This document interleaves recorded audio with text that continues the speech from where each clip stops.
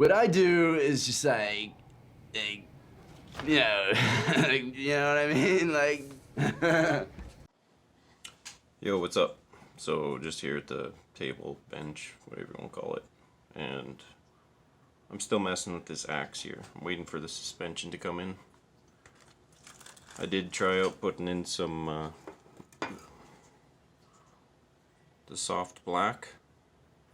They ended up making it sit too low, and it started hitting the axle on the motor, or the drive shaft on the motor, so I flipped it out to the silvers again, and I've got a 33% underdrive in the rear. And you don't want to do that, especially if you're going to run trenchers. These things have so much grip that it actually sounds like the motor's hitting the axle again. But as you can see, this thing's, it was sitting like this low before.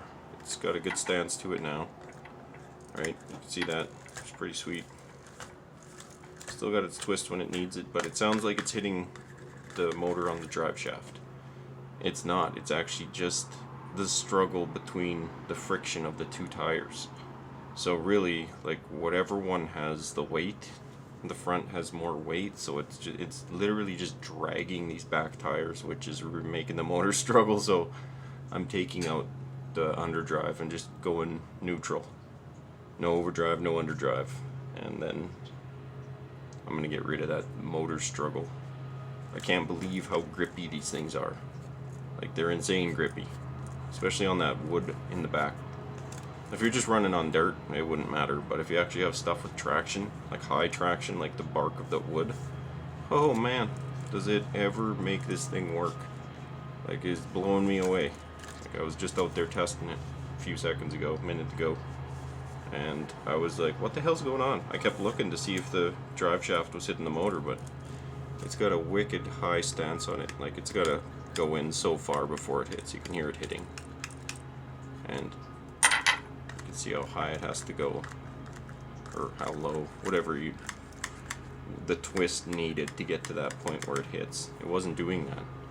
It was literally the traction between the two tires, and it forcing one of them to drag.